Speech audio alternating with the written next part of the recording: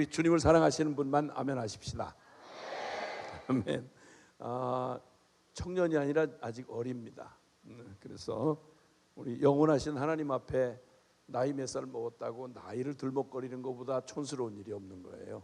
그러니까 아직 어리고 철도 들들고 이제 막 한번 인생답게 한번 크리스찬답게 멋지게 한번 살아보려고 그러고 있는 하늘나라 어린이 김용입니다. 감사해요. 머리를 빠졌다고 생각하지 말고 난다고 생각을 하면 제가 이제 시작이라고 하는 걸 아실 수 있을 거예요. 그렇죠? 우리 아들들이 제일 닮고 싶지 않는 부위 중에 여기를 제일 닮고 싶지 않는데 얘들이 아직 철이 안 들어서 그래요. 이렇게 없다는 얘기는 날 희망이 있다는 얘기죠. 와우. 여러분도 그런 축복이 있기를. 네. 로마서 1장 제가 말씀을 한번 잠깐 소개하고, 로마서 1장 16절 17절에 위대한 성경 소개, 성경이라고 말하는 로마서의 주제, 성경의 핵심적인 복음의 진수가 로마서라면 로마서의 핵심 구절, 그러면 또 로마서 1장 16절 17절입니다. 같이 함께 좀 읽어보겠는데요. 가만히 있어라. 어디를 쳐다보시는지 모르겠는데 여기 나오네. 예. 시작. 내가 복음을 부끄러워하지 아니하노니 이 복음은 모든 믿는 자에게 구원을 주시는 하나님의 능력이 됨이라. 먼저는 유대인에게요 그리고 헬라인에게로다.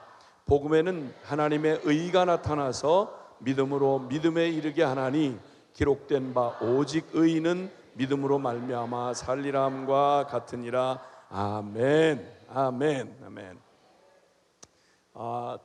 그 한 분이 아주 전혀 다른 배경을 가진 두 젊은이가 한번 만날 기회가 있었어요. 그것은 실제하는 인물이에요. 예로 하는 게 아니고 미국에서 아마 우리 이 기독교 이 종교 계통의 종교계의 아마존인가 거기서 이 종교의 베스트셀러를 했던 레디컬이라고 하는 책을 낸 분인데, 이분이 미국의 미국 주류 개신교회 중에 나이가 29살 때인가 그러니까 대형 교회의 담임 목사로 부임을 하게 된 거예요. 그러니까 굉장히 파격적이고 충격적인 일이었죠. 웬만했으면 그런 일이 일어나겠어요? 굉장히 전통적이고 오래된 교회인데 이제 다 해서 이제 30 간신이 되는 그런 아주 정말 젊디 젊은 젊은이를 거기에 담임 목회자로 초청을 한 거예요. 어쨌든 전 세계에 가장 그래도 더군다나 복음으로 말하든 기독교로 말하든 아니면 일반적인 세상의 영향력으로 말해도 세계 그러면 미국이라고 말할 만큼 거기에서 또 가장 중심부에 거기에서 최연소의 나이로 가장 미국 사회를 가장 이렇게 실질적으로 영향을 끼치는 개신교회의 거기에 담임 목회자가 됐다. 이거야말로 아마 전 세계에 있는 젊은이들 가운데 같은 연령대의 사람으로서 본다면 그의 실력이나 다른 어떤 모든 걸 다 합쳐도 그만한 기회에 갈 수 있는 사람이 없는 거죠. 그죠? 최대치의 기회를 가지고 모든 가능성을 가지고 그리고 굉장한 열정적인 복음의 열정적인 사람이라서 미국에서도 권위 있는 신학교에서 또 권위 있는 학위를 얻었고 그리고 인정을 받아서 그의 진지함과 그리고 어떤 스펙 때문에가 아니라 그 자신이 그 젊은 나이에 그런 인정을 받았다는 말은 아마 전 세계에서 아마 정말 0. 몇 프로에 해당하는 그런 얘기겠죠. 이분이 선교에 대한 굉장한 관심이 있어요. 굉장히 주님을 사랑하고 선교에 대한 그런 마음이 있어서 본인은 미국에서 가장 전 세계 2000년 기독교 역사 가운데 가장 복음을 높이고 복음을 사랑하는 사람들이 현실적으로 마음껏 복음을 자랑하고 선포하고 잘 믿는다는 것이 막 이렇게 격려받는 이런 그 최고의 그런 행운을 누리고 있는, 가능성을 가지고 누리고 있는 한 젊은 청년이 하나님 나라의 관점에서 지금 전 세계는 우리 지금 대한민국만 해도 기독교 2000년 역사, 그러니까 예수님이 오신 지금 2000 AD, 예수님 강생하신 지 2023년 되는 해잖아요. 거기에 2000년 기독교 역사 가운데 여러분은 그냥 너무 자연스러워서 내가 누리는 게 지금 뭘 대단하랴 싶은데, 사실은 기독교 2000년 역사에 우리나라 특히 전후로만 생각해도 70년인데 전후로 6.25 동란 후로 생각해도 70년인데, 이게 전 세계의 개신교 역사상 한국 교회처럼, 그러니까 여러분이 주인공이 되는 한국 교회처럼 이렇게 뭐 외적이든 내적이든 간에 그 개신교회가 이런 특권을 누리고 이런 그 기적 속에 살게 된 예는 2000년 기독교 역사에서도 예를 찾아보기 드물 만큼 우리는 특별한 혜택을 누리고 있어요. 뭐 교회만 해도 그렇고 뭐 외적인 숫자부터 시작해서 70년, 이 전후 70년만 봐도 하나님이 베푸신 이 한국의 개신교회에게 베푼 그 기적은요, 누군가 말한 것처럼 기독교 2000년사의 그 역사 속의 특징들, 쉽게 말하면 고난, 확장, 부흥, 그리고 또 그런 그 성장, 그리고 또 선교, 이런 그 특징이 요 짧은 100년 안에 한 나라의 교회가 그렇게 그 특징이 다 드러날 만큼 굉장히 역동적이고, 그리고 뭐 정말 고난으로 말해도 부흥으로 말해도 기적으로 말해도, 그리고 그 모든 양적 질적인 면에서 뭐라고 다 말할 수 없을 만큼 특별한 하나님의 기회를, 축복을 부여받았던 교회가 한국 교회예요. 그런데 어쨌든 그런 이 특별한 기회를 가졌던 그 교회의 젊은 목사님의 이름이 데이빗 플랫이라고 하는 분이에요. 데이빗 플랫. 근데 이분이 전 세계 대부분의 교회들이, 우선 북한의 교회만 생각하셔도 아시겠지만 우리가 알고 있는 교회라고 상식으로 생각하고 있는 예배당, 교단, 목사님, 뭐 신학교, 성경책, 무슨 뭐 기독교 방송, 그리고 또 무슨 이런 그 뭐 서적들, 그리고 모든 도구들, 프로그램들 전혀 없어요. 전혀 없는데 지금 북한의 교회가 있거든요. 그런 것처럼 거기는 예수를 믿겠다는 얘기를 입으로 시인하는 건 그만둬 놓고 성경책을 소지하고 있다가 걸리면, 지금 현재 얘기예요, 걸리면 정치범 수용소에 들어가서 세상의 생지옥도 그런 지옥이 없는 비도덕, 비인륜적이고, 이건 도대체 인간이라고 말할 수 없는 처참한 인간 기본권을 뺏기는 건 그만둬 놓고 생존권 자체가 허락이 안 돼요. 이게 불과 지금 몇백 킬로 사이를 두고 같은 땅, 같은 민족 땅 안에서 일어나고 있는 일이에요. 저 중동의 사우디아라비아를 중심한 무슬림들, 10억이 넘는 무슬림들이 사는 곳에서는 교회가 이런 식으로 이렇게 마음껏 그냥 합법적으로 정부의 비호를 받아가면서 이렇게 하는 거는 거의 드물어요.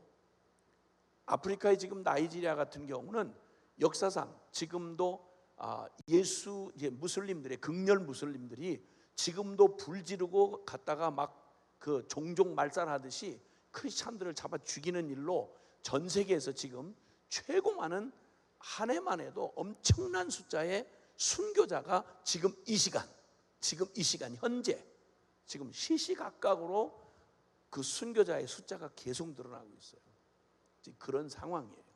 이런 상황에 정말 진지한 그 젊은 그 목회자가 자신이 누리고 있는 이런 기득권, 이거보다 정말 하나님 나라를 보고 싶은 거예요. 그래서 중국의 선교라든지 고난받는 땅들을 이렇게 찾아다니면서 그 고난받는 성도들하고 비밀이 만나고 그들에게서 오히려 영감을 받고 그들에게서 이제 도전을 받는 그러한 일을 하던 중 한번 남수단이라는 곳이 있어요. 지금 수단을 조금 관심 있게 보시면 수단이 지금 한번 저 다르푸르 사건이라고 해서 거기 종족 말살을 꿈꾸면서 그 수단이 쉽게 말하면 비아랍계하고 아랍계의 이제 그 국민들이 쉽게 말하면 꺼먹고 허연 중동권의 피를 받은 사람들이 다수로, 그러니까 쉽게 말하면 주권을 붙잡고 있는데 거기에 흑인 출신의 그러한 그 이 수단인들을 같은 나라 사람인데 그걸 막 무차별하게 학살을 해가지고요, 다르푸르 사건이 났을 때 약 30만 명을 짐승을 잡듯이 도륙을 해서 죽였어요. 근데 지금 그 일이 다시 일어나고 있어요. 지금 현재 관심을 두고 좀 세계 뉴스에 관심을, 일반 뉴스에는 잘 안 나오고요, 기도하고 하나님의 마음으로 전 세계 주님의 그 마음으로 이 세계를 보고 그런 이제 관심을 두면 지금 전 세계가 우리가 지금 이렇게 편안하게 있는 것처럼 그렇게 편안한 때가 아니에요. 거의 진짜 마지막을 향해서 막 달려가고 있는 브레이크 터진 자동차처럼 급박하게 지금 세계가 지금 돌아가고 있어요. 어쨌든 거기 그 수단이 같이 함께 이렇게 같이 있는 중에 남쪽에 있는 그리스도인들이 많이 있는 지금은 남수단으로 몇 년 전에 독립을 했어요. 근데 그 독립하기 전에 무수히 갔다가 막 그냥 그 죽이고 난리를 쳤어. 그래가지고 이쪽에서 반군들이 일어나서 결국 나라를 나눴는데, 그러니까 그 남수단이라는 나라는 이제 신생으로 독립한 지 얼마 안 됐고 거기에 있는 성도들 대부분이 크리스찬들인데 성도들의 삶은 전 세계에서 가난한 사람 나라가 모여 있는 데가 아프리카인데 아프리카에서 가장 소망 없는 나라 중에 하나가 남수단이라는 나라예요. 지금도 그런 상황에 놓여져 있어요. 그런데 거기를 이 데이비드 플랜 목사님이 전 세계에 가장 부자이고 영향력을 끼치는 미국 안에서 제일 주목을 받고 행운아처럼 이렇게 기회를 얻었던, 가장 모든 기회를 이 땅에 살아가는 일생 가운데 모든 기회와 가능성과 비전을 가지고 있는 한 젊은 목사가 가서 거기 남수단의 이 비극적인 시대에 태어나가지고 너무 소망이 전혀 없는 거예요. 그 나라가 현실적으로 독립은 했지만 전혀 소망이라고 찾아볼 수가 없어요. 가능성이 없고요. 어쩌면 한 세대가 다 지나가야 우리나라처럼 혹시 기적 중에 기적을 한다고 해도 그런 희망이 잘 보이지 않는 그곳에서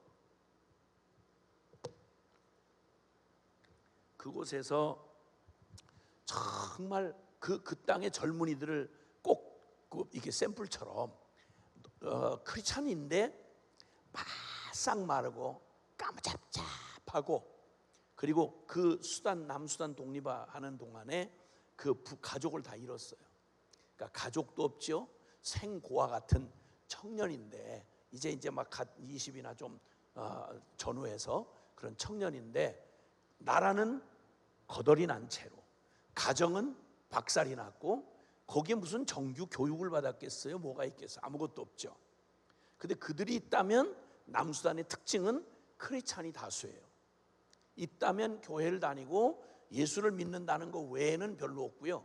거기 무슨 신학교라든지 무슨 뭐 대단한 신앙 서적이라든지 뭐 기타 우리가 누린다기보다는 귀찮아하는 이런 것이 하나도 없는 곳에서 단지 그냥 예수를 믿는다는 이것 때문에 자기 나라 같은 민족에 의해서 그냥 거의 도륙당할 뻔하다가 기적적으로 나라 하나 간신히 경계선 그어놓고 먹고 살 일이 막막한, 그러니까 현실적으로 소망이 하나도 없고 능력도 없고 기회도 없어요. 그 청년을 너무너무 가련하고 불쌍해서 그냥 정말 자기로서는 전 세계 0.몇 %도 안 되는 특권을 누리는 미국의 한 시민이요, 그리고 교회의 지도자로 이렇게 특권을 누린 같은 젊은인데 하나는 아무 기회도 주어지지 않는 제로, 여기는 모든 것을 99% 누리는 바로 그런 공통점이 있다면 예수를 믿는 거예요. 공통점이 있다면. 자, 그런 그가 데이비 플랫 목사님이 그 청년을 만나가지고 너무 안쓰럽기도 하고 안타깝기도 하고 눈물이 나는 거예요. 그 이 소망 없는 이 사람에게 그래서 어쨌든 조심스럽게 대화를 하려고, 그리고 이제 이런저런 얘기를 듣다 보니까 그렇게 진짜 이 생에서 육신을 입고 살아가는 날 동안에는 아무것도 가진 게 없는 거예요. 아무것도. 뭐 건강도 뭐 그 제대로 못 먹어서 영양실조 가까운 상태고, 나라는 그 꼴이고, 배운 건 없고, 아무것도 없는데 있다면 이 사람과 이 미국과 저 남수단의 이 엄청난 하늘과 땅 차이에 이 차이를 다 넘어서서 같은 게 있다면 예수님을 믿는다는 거예요. 이거 하나밖에 공통점이 없는 거예요. 그래서 너무 안쓰러운 마음으로 물었습니다. 혹시 조심스러워서 현실은 너무 바닥을 치는데 혹시 꿈이 있느냐고, 혹시 꿈이 있느냐고, 용기를 좀 불러넣어 줄 마음으로 혹시 무슨 꿈을 가지고 있느냐고 이렇게 물었어요. 그러면 소박한 꿈이 있겠죠. 아, 나도 좀 결혼 좀 하고 집이라도 좀 하나, 조그마한 오두막집이라도 하나 갖고 좀 이런 난리판 말고 좀 안정된, 정치적인 안정이 된 곳에서 좀 사람답게 좀 살아보고 싶다, 이런 정도로 현실적인 소박한 그런 꿈을 얘기할 줄 알았는데, 그 얘기를 묻는데 혹시 꿈이 있느냐고 라고 물었더니 네, 나는 자기가 꿈을 가졌는데 보통 꿈이 아니고 대답하는데, 묻는 사람이 미안해서, 여러분이라면 그 사람한테 꿈을 묻는 게 미안하잖아요. 그렇죠? 아니 뭐 가능성이 있는 얘기를 해야지, 그 비참한 걸 놀리듯이 거기서 무슨 꿈을 거기서 꾸겠냐고, 솔직한 말로. 그런데 그가 대답을 하기를 나는요 세상을 변화시킬 거예요. 꿈이 아니라 뭐라고 단호하게 선포를 하는 거 아니? 난 세상을 변화시킬 거예요, 이러는 거예요. 그러니까 이 데이비 플랫 목사가 너무 깜짝 놀래가지고 세상을 어떻게 하고 이렇게 물었어요. 그랬더니 예수님의 제자를 삼죠. 예수님의 제자를 삼죠. 이렇게 대답하는 거예요. 이 세상을, 이 엉망진창, 자기 나라만 봐도 지금 수단만 해도 전 지구촌에 문제 덩어리의 나라거든요. 그 나라. 전직 대통령이 지금 국제사법재판소에 완전히 그 사법재판소의 전범으로 거기에 이미 재판을 받은 상태고, 세계적 국제적으로 그는 붙잡아다가 처형을 해야 될 사람으로 전직 대통령이 그래요. 그 나라 꼴이 뭐 더군다나 거기다 남수단. 그런데 뭐라고 말하는 거 아니? 꿈이 있느냐고 물었더니 꿈 정도가 아니고 난 세상을 변화시킬 거예요. 어떻게? 예수님의 제자를 삼죠. 너무 자기가 목사고 성경의 복음을 누구보다도 정확하게 알고 그것 인정받아가지고 전 세계 중심인 미국의 가장 최연소 담임 목사로, 대형교회 목사로 부임한 지 얼마 안 된 의기양양한 목사인데, 아니 그 사람이 꿈을 꿔서 미국의 기독교의 영향력을 가지고 이 엄청난 실력과 시스템을 가지고 세계를 복음화하기 위한 그런 노력을 한번 해보려고 한다, 이렇게 말해도 말이 될까 말까인데, 지구촌 저 찌그러진 곳에서, 그것도 아프리카의 가장 비참한 나라 남수단에서, 그것도 어느 정도 희망이 보일 때가 아니라 가장 밑바닥이 그냥 전쟁터, 전쟁 끝난 뒤에 아무것도 남지 않는 곳에서 저 혼자 몸만 삐썩 마른, 배운 것도 없고 아무것도 가진 게 없는, 세계는 그만둬 놓고 그 옆에 나라도 나가본 적이 없는, 부산으로 말하면 부산 토백인데 한 번도 부산시 경계를 벗어나 본 적이 없는 사람이 있다 그러면 죄송해요. 부산은 국제도시이기 때문에 뭐 안 나가도 국제적이지 사실은. 미안해요. 자존심을 건드려서. 어쨌든 그런 수단의 청년이 그렇게 얘기를 하니까 충격을 받은 거예요. 누구보다 주님을 사랑하고 누구보다 복음을 잘 알고 누구보다 확실한 신학적 근거를 가지고 그것도 인정을 받아서 모든 세계 중심인 미국 교회의 가장 최연소로 최대 대형 교회의 최연소의 담임 목사가 된 자기가 그 말을 듣는데 흠칫한 거예요. 내가 세계를 변화시키겠다고. 어떻게? 제자를 삼죠. 예수님의 제자를 삼죠. 그게 가능해? 이렇게 잘못 물은 거예요. 자기도 모르게 툭 튀어나온 말이 그게 가능해?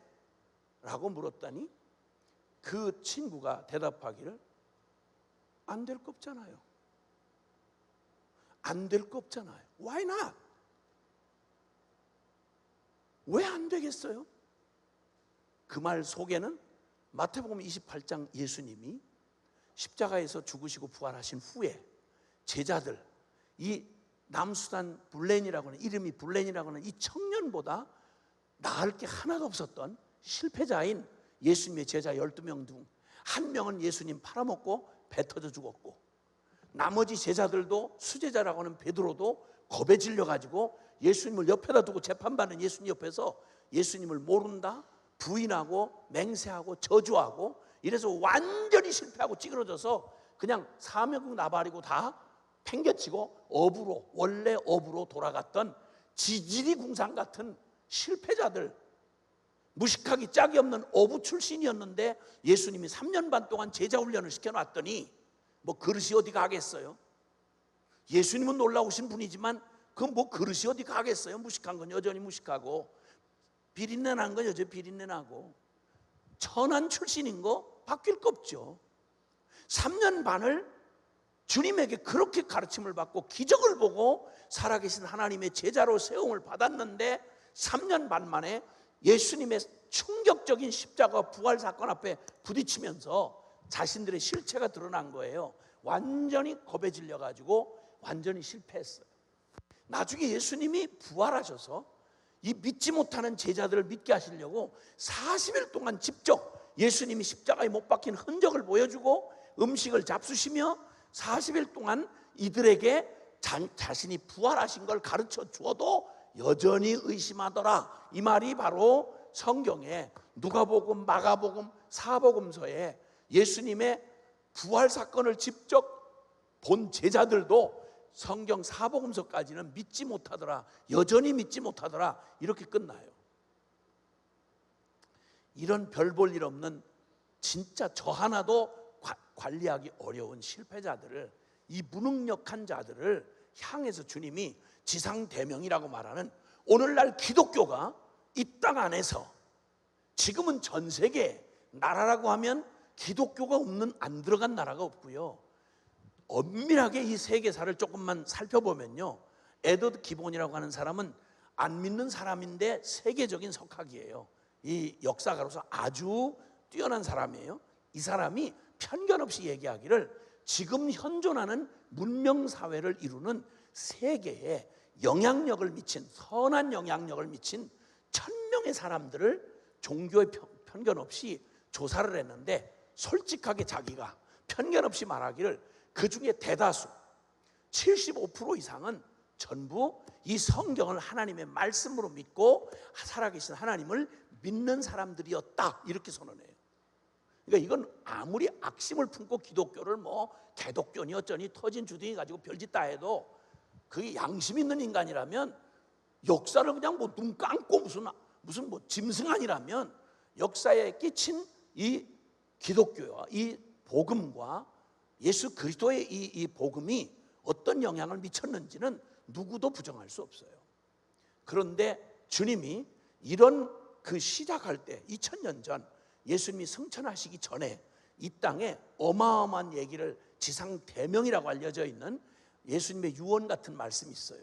교회가 생명처럼 붙들어야 하는 최대의 그런 최우선하는 대위임 명령이다, 이렇게 말해서 교파를 초월해서 예수님을 제대로 믿는 교파라고 그러면 기독교라고 그러면 누구라도 이 명령을 최우선해야 하는 그 명령을 지상대명이라고 그러는데, 마태복음 28장 18절로 20절에 예수께서 나와 일러 가라사대, 하나님 하늘 아버지께서 내게, 예수님이 하늘 아버지께서 하늘과 땅에 있는 모든 권세를 내게 주셨으니 너희는 가서, 지금 거기 너희라고 말하는 사람들의 주축 멤버가 누구냐면 지금 앞서 제가 설명한 아무것도 없는, 예수님이 부르실 때 당시의 갈릴리 어부들이에요. 유대 종교 사회의 선민 이스라엘의 주류 세력이 아니고 비주류들이에요. 예루살렘을 중심으로 한 혈통이나 학벌이나 경력이나 그 모든 것으로 유대인을 대표하는 사람들이 아니고 완전히 주변 변두리고 무식하고, 그리고 어부들이고 고기 잡는 어부들 출신이 대부분이었고요. 이런 사람들 12명을 주님이 제자로 뽑아가지고 사도로 세워서 이렇게 하셨는데, 지금도 말씀한 대로 지금 현재 이 말씀을 하시는 순간에도 예수님이 잘 믿어지질 않아서 부활을 잘 못 믿고 고민하고 갈등하던 바로 그 시간에 주님 혼자 일방적으로 뭐라고 그러시는 거 아니? 너희는 가서 모든 족속으로, 열방 전부 모든 족속으로 제자를 삼아 아버지와 아들과 성령의 이름으로 세례를 주고 내가 너에게 분부한 모든 것을 가르쳐 지키게 하라. 볼지어다 세상 끝날까지 내가 너희와 항상 함께 있으리라. 이게 바로 교회를, 오늘날 교회를 가능하게 했던 예수님의 마지막 대위임령, 마지막 유언과 같은 말씀이 마태복음 28장 18절에서 20절 여기에 나와 있는 말씀이에요. 어마어마한 명령을 하신 거예요. 열방의 모든 민족을 예수 그리스도의 제자를 삼아라. 이 세상을 변화시키고 구원하시기 위해서 예수님이 주신 명령은 단 하나예요. 모든 민족으로 예수 그리스도의 제자를 삼아라. 그러면 이 세상은, 이 절망적인 죄악의 세상은, 하나님 떠난 이 저주받은 세상은, 이 파멸할 이 세상은 반드시 하나님이 정한 사람들을 구원하시고 변화시킬 것이다. 어떤 방법으로? 예수 그리스도를, 각 사람을 예수 그리스도의 제자로 삼는 것이다. 이렇게 말씀하신 이 말씀을 그대로, 문자 그대로 믿은 거예요. 이 남수단 청년 블렌이 대답한 말이 그 말이에요. 난 세계를 변화시키겠어요. 왜? 어떻게 변화시켜요? 하나님이 변화시킨다고, 예수님 변화시킨다고 했으니까 당연히 변화될 거죠. 그럼 어떻게? 예수님 제자 삼을 거예요. 왜냐하면 예수님 명령했으니까. 모든 족속에게 가서 제자를 삼으라고 명령하셨으니까. 그러니까 어떻게 변화시키냐? 예수님이 제자 삼으라고 하셨으니까. 그게 어떻게 그게 가능해? 라고 물었더니 아니 그 묻는 말이 이상하지. 전 세계 기독교의 개신교의 중심, 그것도 가장 최고의 신학, 그리고 가장 멋진 검증된 최대 교회의 최연소 인정받은 인재 데이빗 플랫 목사가 그 얘기를, 자기와 외적인 환경을 보면 아무것도 가진 게 없고 제일 절망적인 친구가 똑같은 하나님을 믿고 똑같은 예수님의 명령을 받은 교회인데, 자기는 그걸 너무 멋지게 신학적으로 설명을 하고 자기는 너무 멋진 교회에서 가장 권위 있게 설교는 할 수 있는데, 도대체 이 청년의 믿음과 내 믿음은 누가 진짜 믿음인가? 여러분, 이 첫 시간 도전하면서 그냥 외적으로 봐도 성경을 가장 신학적으로 잘 알고 검증받고 정말 이 땅에 존재한 2000년 기독교 역사에 가장 수준 높게 복음을 설명해낼 수 있고, 그리고 그 기회를 다 가졌던 데이빗 플랫이라고 하는 목사님이 자기 스스로 받은 충격을 얘기하는 거예요. 이 세상에서 가장 완성된 성경도 못 가지고 있고, 화려한 예배당 꿈꿀 수도 없고, 자신은 외국에 나갈 비행기 한번 타본 적이 없는 저 남수단에 아무 근거가 없는 청년 하나, 마른 막대기 같은 청년 하나가 살아계신 하나님과 그 아들 예수 그리스도께서 약속하신 하늘과 땅의 모든 권세를 하나님이 예수 그리스도에게 주셨으니 내가 너희를 보낸다. 너희는 가라. 가서 제자를 삼아라. 그러면 이 땅이 변화될 것이다. 그리고 약속은 딱 한 가지. 볼지어다 내가 세상 끝날까지 너보고 하라는 게 아니야. 내가 너희와 항상 함께 있으리라. 그 결론 아니에요? 하나님이 하신다는데, 아니 하나님이 세상을 변화시키겠다는데 그걸 된다 만다 얘기할 필요가 없잖아요. 그죠? 방법은 어떻게 하라고? 제자 삼으라고. 그럼 제자 삼으면 될 거 아니야. 그럼 세계는 변화될 거 아니야. 그 일을 어떻게 하느냐고? 예수님이 함께 하셔서 능력 주시겠다는 거예요. 대답이 너무 간단한 거예요. 이 말을 듣는 순간 너무너무 부끄러운 거예요. 이 데이비드 플랫 목사님이 너무 부끄럽고, 이 사람이 자기보다 훨씬 더 하나님 앞에서 살아있는 믿음을 가지고 있는 거예요. 이 당당함. 세계 어디를 가도 데이비드 플랫이 그의 명함 내밀면, 그의 얘기 책만 내놔도 전 세계에서 이렇게 떠받드는 사람이에요. 남수단 청년 블렌, why not? 왜 안 될 게 뭐예요? 안 될 게 뭐겠냐고. 하나님이 말씀하셨고 예수님이 명령하셨고 그분이 약속을 하셨고, 우리는 우리에게 순종만 하면 하나님 믿으면 영광을 보리라고 하지 않았냐고. 우리가 믿는 게 살아계신 하나님 아니냐고. 우리가 죽은 염불하는 거냐고. 정신통일하는 거냐고. 교회 안에서 우리가 성경책 끼고 앉아서 우리 믿는 척하고 예배 드리는 척하는데 언제 한번 살아계신 하나님 믿어봤어?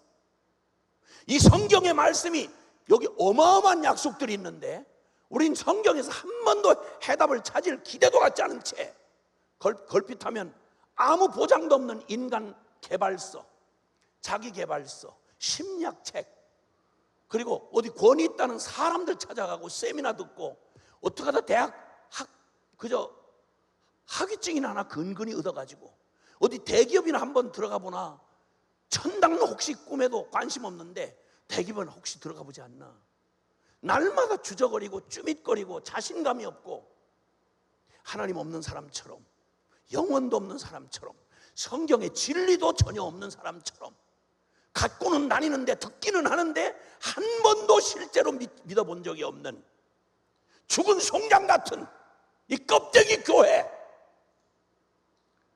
데이비드 플랫과 블렌이라고 하는 청년 둘의 사이에 일어났던 간단한 대화를 부끄럽게 느끼고 데이비드 플랫 목사님이 큰 충격을 받아요.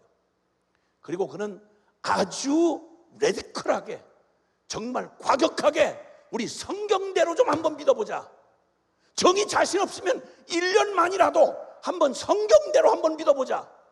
말씀을 들으면서, 설교를 들으면서 이게 무슨 어디 도 닦은 사람 하나 와서 무슨 정신통이라는 정신교양 강좌만큼도 취급을 하지 않으니까 예배당에서 설교 시간에 졸고 자빠졌고, 들어봤자 하나도 전부 내가 뭘 가지고 있는지 자신감 하나도 없이 예수 믿는 청년들이 제일 비리비리거리고 직장 가서도 질질 매고 죄를 까놓고 질 수도 없고 그렇다고 안 짓는 것도 아니고 가장 불쌍하고 별 볼 일 없어 보이는 크리스찬 청년, 이게 우리의 자화상이면 여러분 얼마나 비참한 얘기야.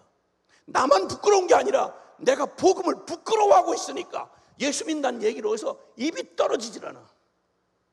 기도 한 번 하는 게 너무 그렇고 세련된 유행하는 베스트셀러 하나는 보란듯이 들고 비싼 책 돈 주고 사면서도 성경책 어디 들고 나서기가 너무너무 쪽팔리고, 예수 믿는다는 게 그토록 자랑이고 내 인생 전부의 해결을 갖고 있는 이 당당한 수단 청년 블렌. 여러분, 이 두 젊은이의 모습을 지구촌 정반대 서로, 하나는 아프리카의 가장 낮고 천한 기회가 아무것도 주어지지 않은 그에게 복음이 주어졌고, 인생으로 말하면 최고의 기회가 주어진 0.0001%에 해당하는 그 기회를 갖던 데이비드 플랫 사이에 누가 초라해 보이는 거 아니? 데이비드 플랫의 고백에 의하면 자신이 너무 초라해 보인다는 거예요.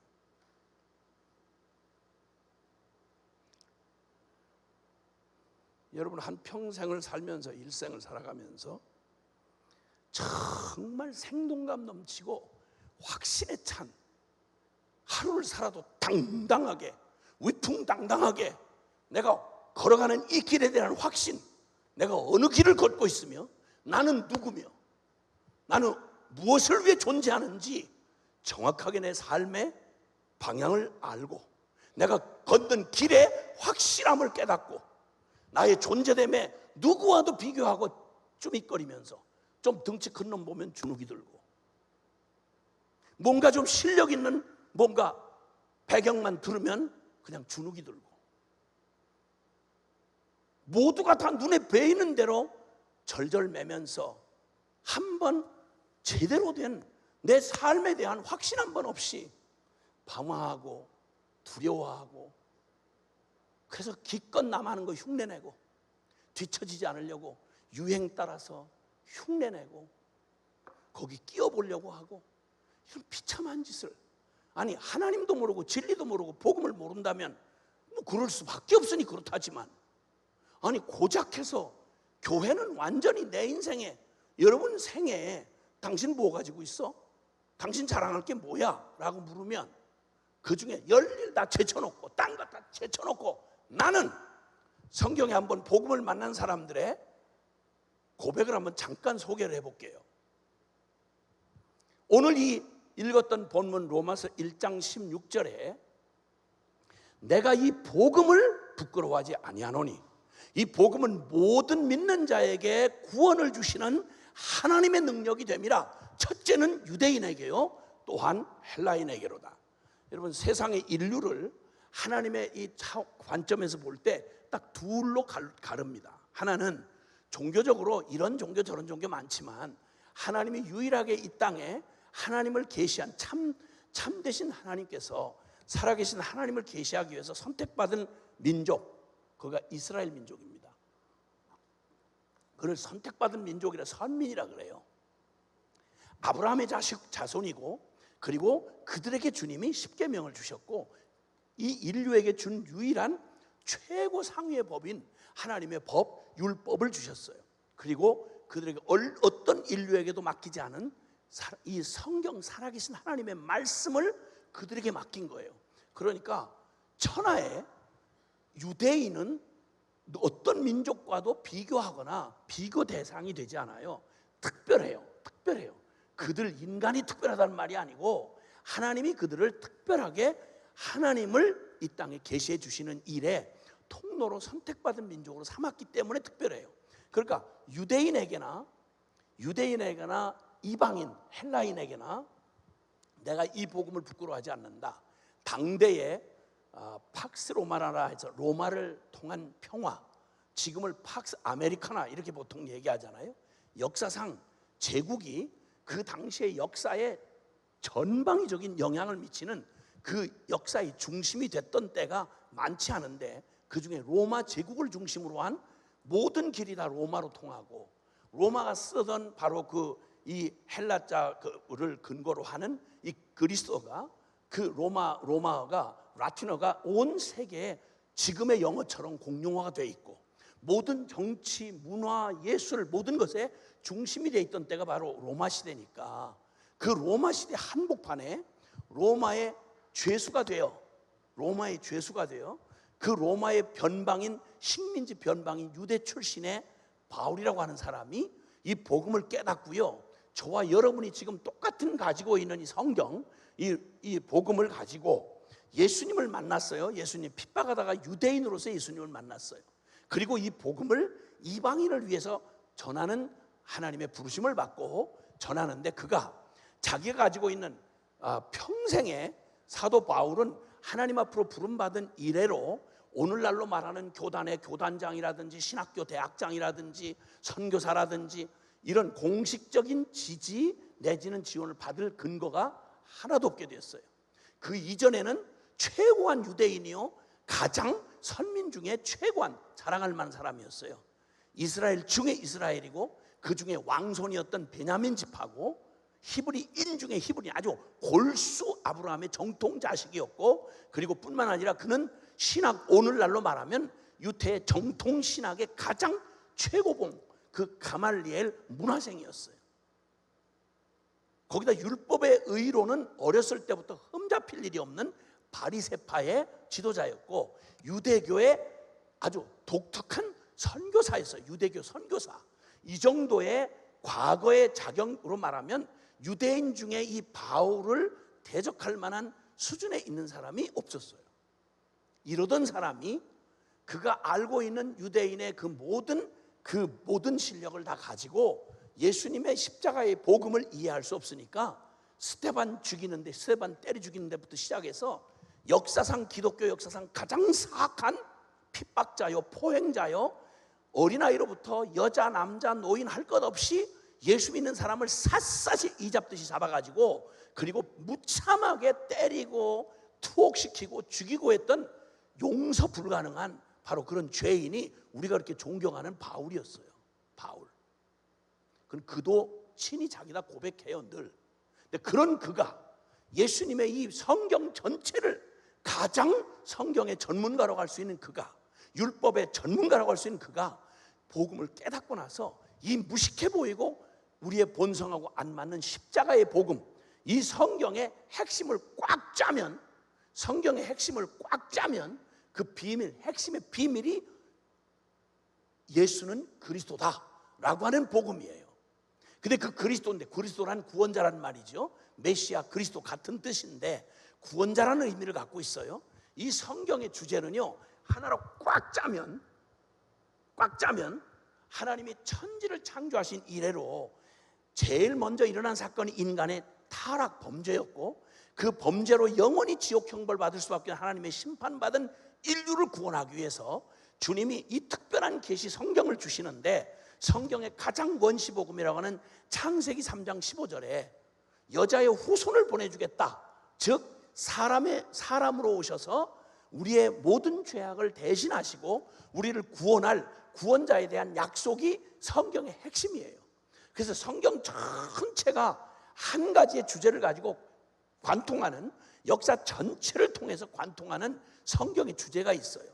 편견을 가지고 보지 않는다면, 이상하게 미친 짓을 작정하고 하는 놈 아니라면 성경이 말하는 이 본질적인 핵심 내용, 그래서 성경의 요절이, 신구약을 합해서 성경의 핵심 요절이 중요한 절이라 그래서 요절이라고 그러잖아요.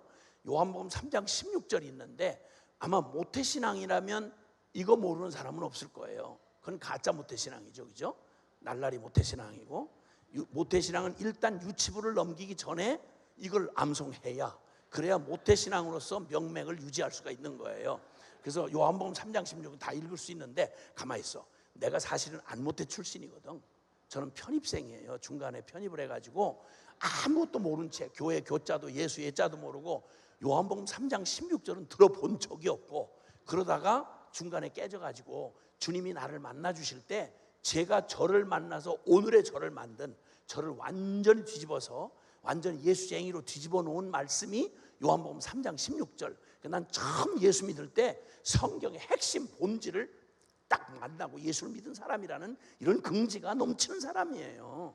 이건 몇십 년 대를 물려가면서 믿고도 성경의 핵심이 뭔지 모르고 헷갈리는 이런 사람들이 한둘이 아니라는 사실을 내가 깊이 들어온 동안, 이 조직 안에 들어온 뒤에 비로소 알았어요.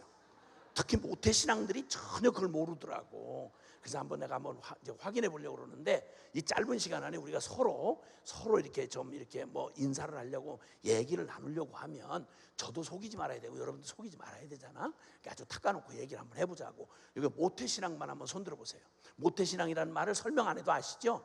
태어나 보니까 믿는 집에 태어난 거야. 불행이지만 태어나 보니까 믿는 집에 태어난 거야. 그런 태어나 보니까 믿는 집이더라 하시는 분, 몇 대째나 이건 상관하지 말고 모태신앙 출신 한번 손 들어보세요. 한번 현재 손 번쩍 들어보세요. 와우, 그 여기 모태신앙 비율이 이렇게 적은 모임을 나 요즘 드물게 보네. 그럼 한 손 내려보세요. 손 내려보세요. 손이 그렇게 하다 보니까 잘 보이질 않는데 왜 이렇게 예배당 안에 연기가 가득한지 난 진짜 잘 모르겠는데, 어? 이게 괜찮은지 이게, 그럼 좀 안 못해, 그냥 개념 없이 하나님하고 전혀, 하나님이고 성경이고 교회고 전혀 부담 없이 아주 룰루랄라 이렇게 사시던 분이 오늘 어떻게 하다가 여기를 오긴 왔는데, 나 잘 몰라요. 난 교회, 우리 집 교회하고 별 상관없어요. 그런데 어떻게 하다가 여기 교회로 오게 된 이런 사람들을 안모태 출신이라 그래. 그래서 그런 안모태 출신, 그러니까 근거가 별로 없는데 어쨌든 나는 지금 교회 다니게 됐고, 그래서 나는 출신을 얘기하면 모태가 못됐다, 이걸 안모태라 그러는 거예요. 성이 안 씨고 이름이 모태 그런 거 아니고, 안모태는 모태가 못된 사람, 저처럼 운명적으로 태어났으니 선택의 여지가 없이 태어나고 나니까 안 믿는 집이야. 그럼 어떡하겠어. 안모태지. 그렇게 안모태인 분 화내지 마시고 한번 솔직하게 손 들어보세요. 우리 동지 좀 보고 싶어서 그래. 손 좀 한번 번쩍 들어보세요. 한번 안모태 자랑스럽게 들어보세요. 안모태, 오, 거의 한 절반 가까이 되시는 것 같으네요. 한번 보세요. 안모태가 얼마나 많은지. 우리 안모태 서로 반갑습니다 이렇게 서로 인사하세요. 반갑습니다. 어떻게 하다 여기를 오셨어요? 글쎄. 손 내려. 예, 감사해. 너무 감사해요. 오늘은 분위기가, 요즘에는요 거의 안모태가 모여있는 청년 그룹이 별로 없어요. 전부 모태 짱아찌들만 모여있어.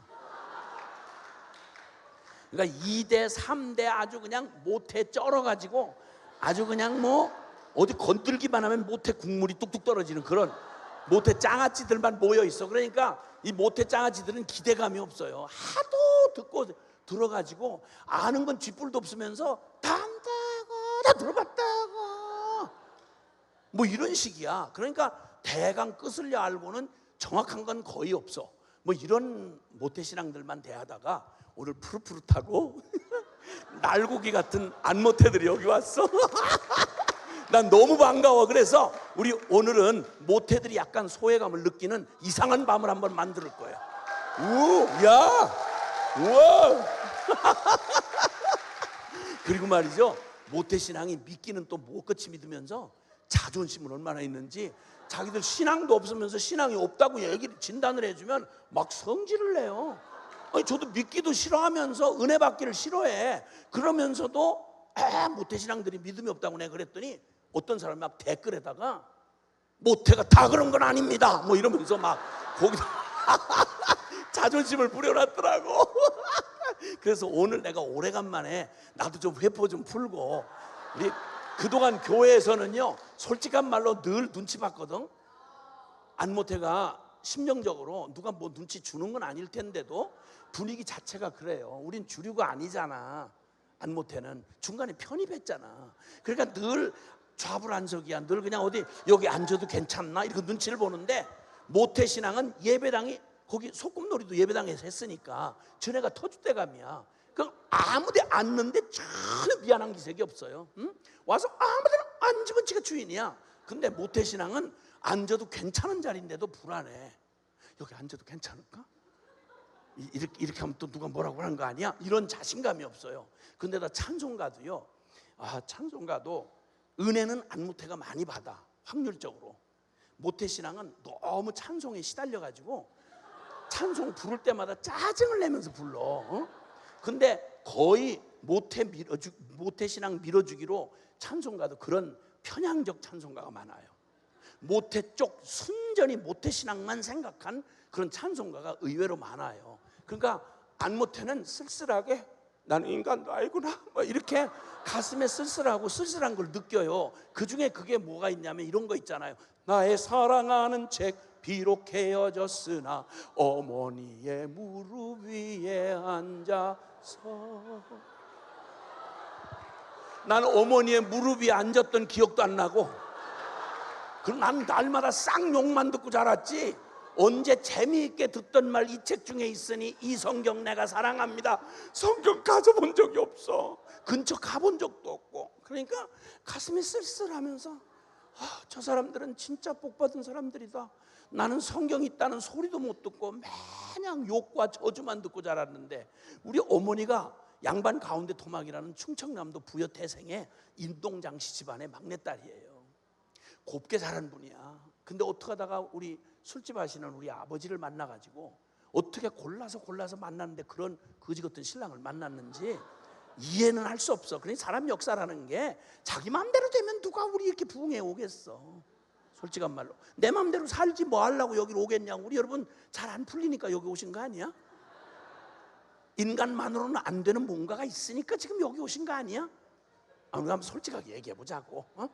그리고 모태신앙은 물론 운명이 그래서 어쩔 수 없이 선택이 아니라 모태신앙을 누군가가 이렇게 정의하더라고. 모태신앙은 태어날 때부터, 모태신앙이라는 말이 왜 나왔냐면 엄마가 그 극성맞은 집사가 여기 임신해가지고 모태한테 물어보지도 않고 새벽에도 계속 작전 기도한다고 모태에다 캥거루처럼 여기다 넣고, 그리고 모태 때부터 예배당을 다녔다고 해서 모태신앙이고, 그 모태신앙은 그렇게 태어나기 전부터 운명적으로 예배당을 나왔다가 태어나고 난 이후는 더 말할 것도 없어. 모태신앙은 예배당을 절대 빠질 수 없는 슬픔 천명을 띠고, 그리고 죽어도요, 오래된 모태신앙은요, 죽어도 장례식도 교회식으로 해야 돼. 그러니까 요람에서부터 뱃속에서부터 죽을 때까지 교회를 떠날 수가 없는 슬픈 천명을 띠고 이 땅에 태어난 사람을 모태신앙이라 한다, 이렇게 정의를 하더라고. 그러니까 운명으로 받아들여, 교회와 나의 운명을. 그래가지고 말을 배울 때도요, 한글을 가나다라 순서대로 못 배워요. 하나님 하부터 해라, 하 이렇게 해가지고 순서도 없이 하나님 하자부터 얘기를 해야 돼. 경건한 집에서 자라난 모태신앙들은요, 쉽게 말하면 예수님을 그냥 예수님한테 핍박을 받은 거야. 그러니까 예수님이 모태신앙한테 사과를 해야 돼. 너 예수 믿게 해서 미안하다. 너 아주 네 얼굴 보니까 아주 너 나 때문에 거의 죽을 지경, 관에 들어갈 지경이야. 그 막 예배 또 그 모태신앙들 청소년 집회 가면요, 진짜 예수님이 나오셔서 특별히 사과를 하고 시작해야 돼. 전부 다 반은 자빠져가지고 뭐해 이러고 그냥 아야 막 예수님에게 한이 맺힌 애들이야. 다 장로 아들, 뭐 목사 딸, 뭐 그냥 집사 조카 뭐 이런 애들 막 다 모여가지고 예수님이 그냥 뭐 나타나실까봐 아주 난리도 아니야. 나타나면 안 된다 이거. 안 나타나도 지금 내가 이렇게 괴로운데 나타나면 얼마나 괴롭겠네 이거. 나타나지 말라 이거야. 막 이러고 막 난리도 아니에요. 난리도 아니야. 그리고 모태신앙이 자기들이 하는 모태신앙의 그 비밀을 안모태인 나한테 털어놔가지고, 그 보통 이게 좀 껄끄러운가 봐. 왜냐하면 자기들은 원래 안 뜨거운데 모태가 뒤늦게 나온 편입생이 지가 뜨겁고 막 아멘 할렐루야 뭐 이렇게 울고 막 이러니까 그게 짜증나는가 봐. 그러니까 나한테 와가지고 내가 강사로 가서 내가 안모태라고 이렇게 얘기하면 모태신앙이 굳이 와가지고 뭐라 그러는지 아세요? 전 모태신앙입니다. 그렇기 때문에 뜨겁지는 않습니다.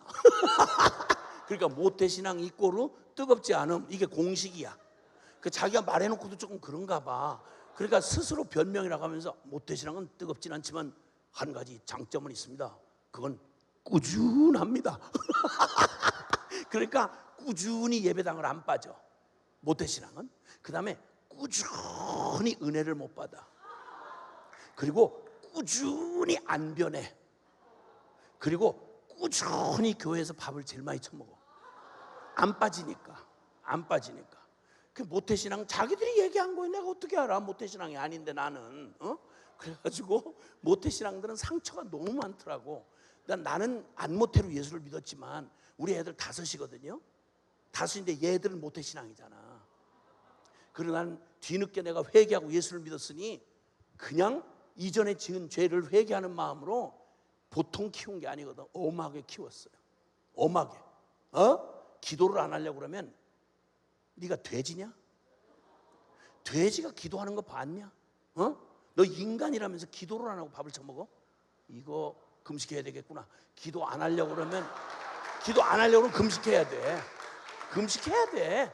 어디 그런 일이 있어? 어디 그냥 넘어가? 이게 말이 안 된 얘기지. 그래가지고 우리 애들은 나는 그렇게 해야 되는 줄 알았어. 다 그런 줄 알았어. 그래서 그냥 막 어렸을 때부터 엄하게 했어요. 그래가지고 우리 큰아들만 해도 태어나가지고 신앙은 각자다 이렇게 해가지고 아주 깐났을 때는, 못 걸을 때는 엄마가 업고 새벽기도를 갔는데 아장아장 걸을 때는 발모가지를 네가 걸을 수 있다는 네 발로 주님을 예배해야 된다 이래가지고 잠이 들 깨네를 저 엄마가 붙들고 이렇게 매달려가지고 유치부 때부터 새벽기도를 다녔어요. 네? 아니 그건 너무 당연한 일이었어. 어떻게 기도를 안 해? 새벽에 때 기도를 안 하고 밥을 처먹어? 말이 안 되는 거지. 그래가지고 하여튼 우리 애들은 태어날 때부터 그랬고, 그리고 제가 이제 개척교회를 조금 이렇게 하니까 애들 놀이터가 예배당이야. 시골 예배당. 의자도 없고 이러니까. 그래서 우리 애들은 소꿉장난도 교회 놀이로 해요. 교회 놀이. 그러니까 우리 큰아들이 나이 차이가 좀 있어. 우리 큰아들은 교회 놀이를 할 때 담임 목사야. 그러니까 설교를 하는 거지. 둘째 딸은 대표 기도하는 권사야. 그리고 셋째 딸은 헌금 수금위원이야. 넷째 딸은 광고하는 집사야. 그리고 막내, 아주 막내 놈은, 까불까불하고 막내 놈은 그건 교인 하나야. 그리고 소꿉놀이라도 교회 놀이로 하니까 이 모태신앙의 실력을 누가 따라가겠어. 그냥 온통 문화가 다 교회고, 그냥 말을 해도 다 이름이 다 성경에서 나온 이름이고, 그리고 스토리가 매년 찾아오는 손님이 뭐 술 먹고 찾아오고 이런 사람 없을 거 아니야. 보통 왔다 하면 선교사고 다 목사고 다 사역자고 집사고 권사고 다 이러니까 전 세계에 교인 아닌 사람이 있다는 걸 생각을 못하고 자랐어. 모든 세계의 모든 사람은 다 선교사님 아니면 목사님, 아니면 권사님, 장로님, 집사님 이런 줄 알았지. 그러다가 이제 학교를 다니기 시작하니까 아, 교회는 좁고 세상은 넓다는 걸 안 거지. 그래가지고 바깥에서 욕을 배워가지고 온 거야. 모태신앙이라도 성질은 있잖아.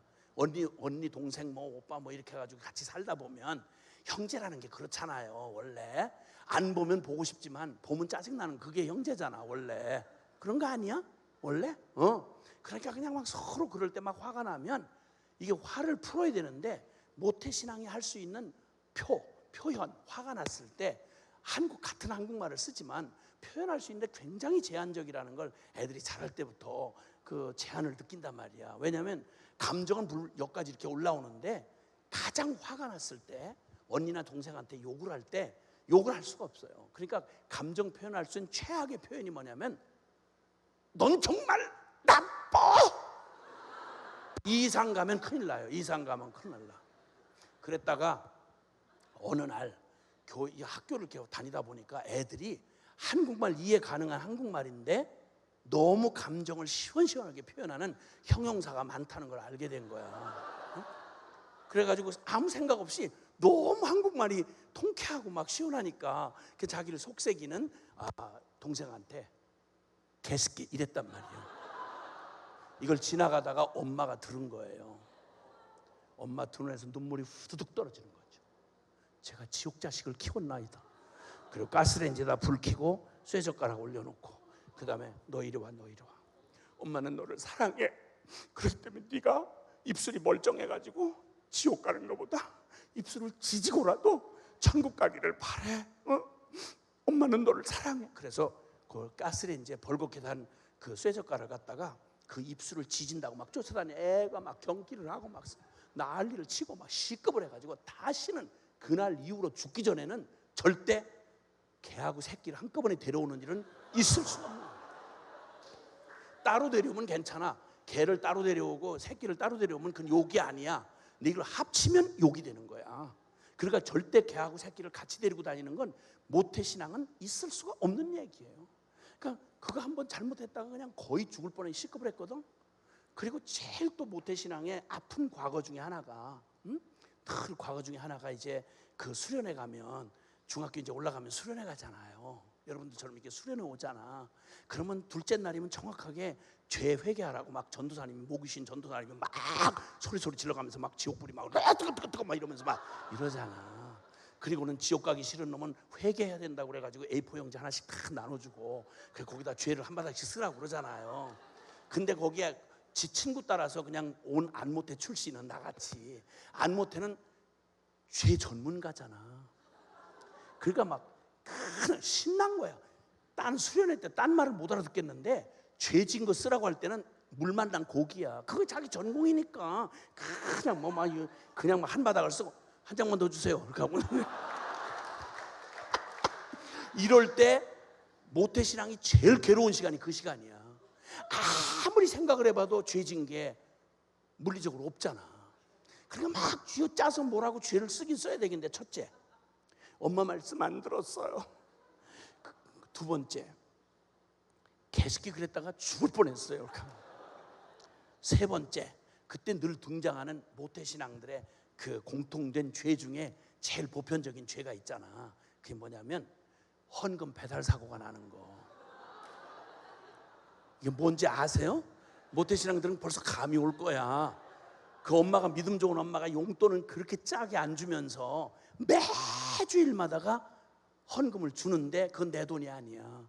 배달하라는 거야. 그냥 엄마한테 받는 순간 받아가지고 헌금통에 가서 넣는 거. 근데 이게 1년 내내 성실하게 배달을 하다가 사람의 한계가 있잖아. 마음은 원인데 육신은 약한 이런 순간이 오잖아. 요즘같이 이렇게 더운 날. 근데 그 골목을 이렇게 몇 번 돌아서 올라가는 산 등성에 있는 그 교회를, 거기를 가려면 주일 아침마다, 그리고 그 잔인한 그 조그만 동네 구멍가게 슈퍼마켓 거기 주인이 아주 잔인하게 야비하게 거기다가 글쎄 아이스크림, 그 유리로 통으로 이렇게 보이는 아이스크림을 바깥에다, 가게 바깥에다 내놓고 자물통을 안 잠궈놨잖아요 거기다가.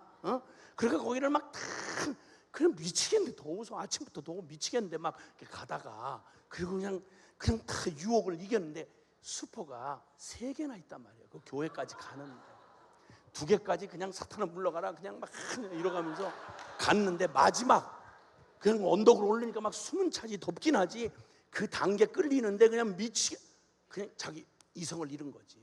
확 본능적으로 그냥 확 문을 열고 확 있는 건 헌금밖에 없잖아.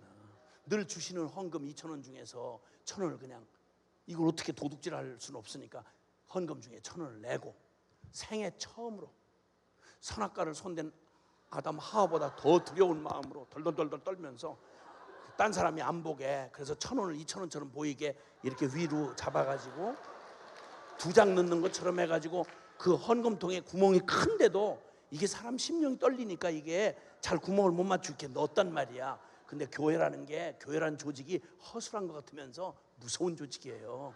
왜냐면 다 눈이 다 있잖아. 2개씩 다 있잖아.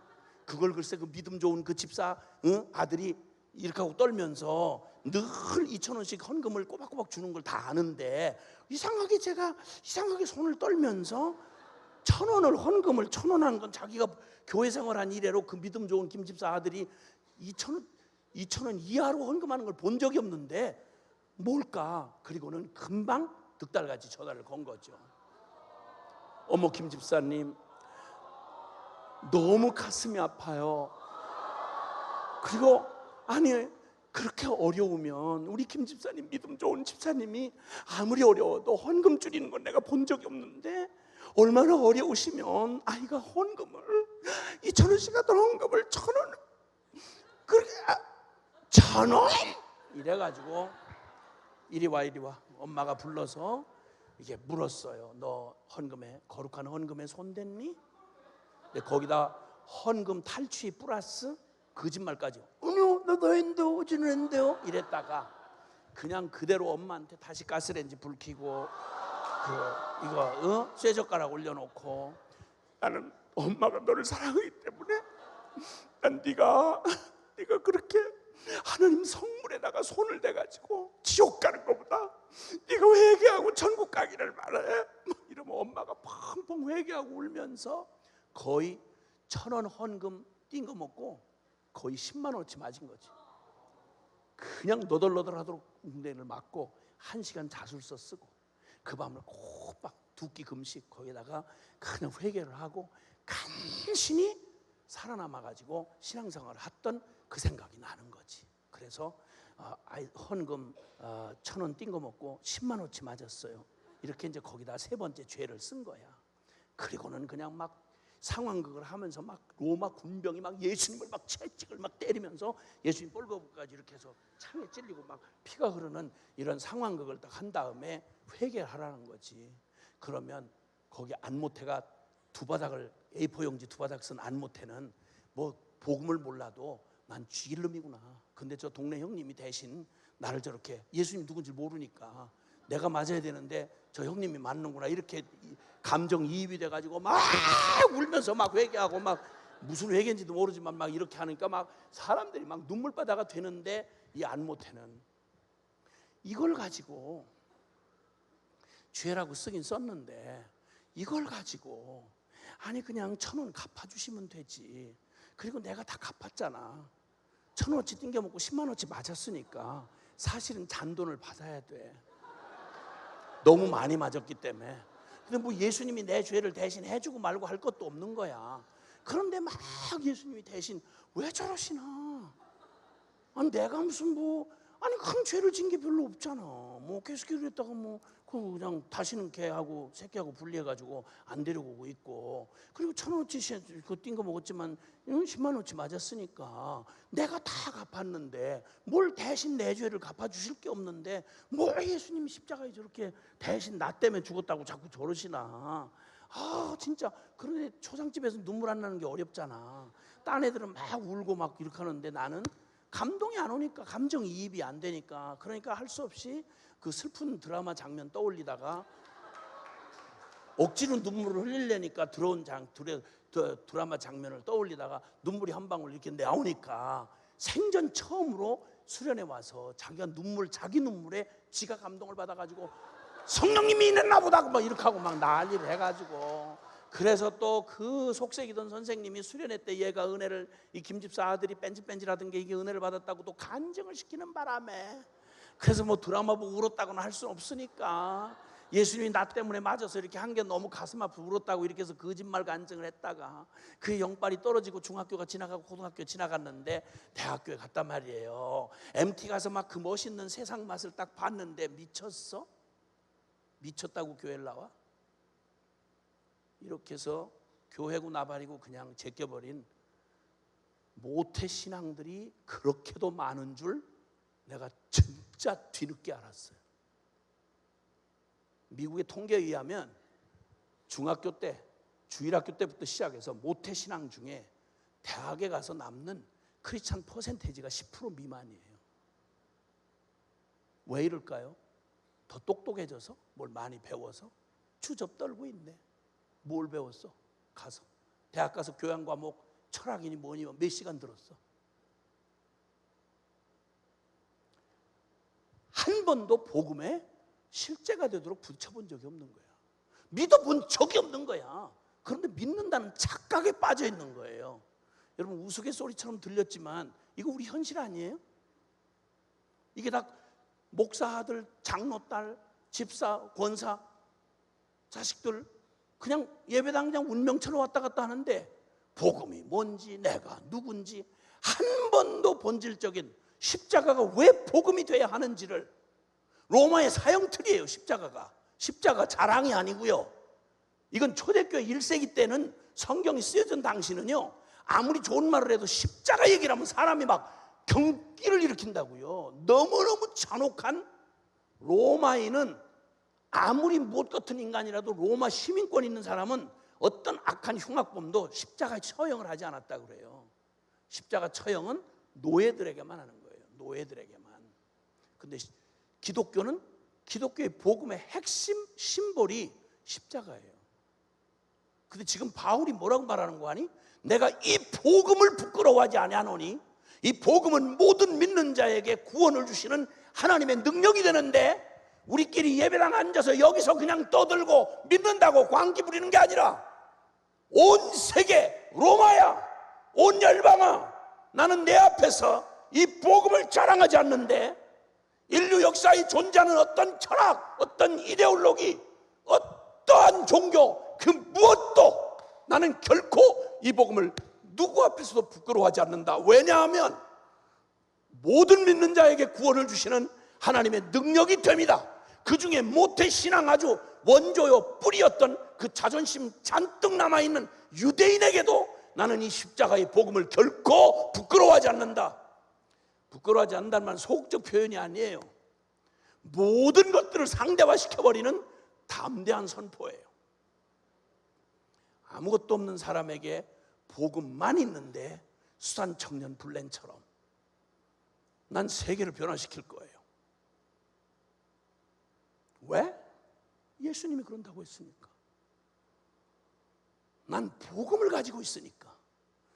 자, 긴 얘기는 할 수가 없겠는데 이 말을 오늘 첫날 저녁에 한번 도전하고 싶어요. 여러분이 모태신앙이든 안 모태든 여러분이 교회를 왔단 말이에요.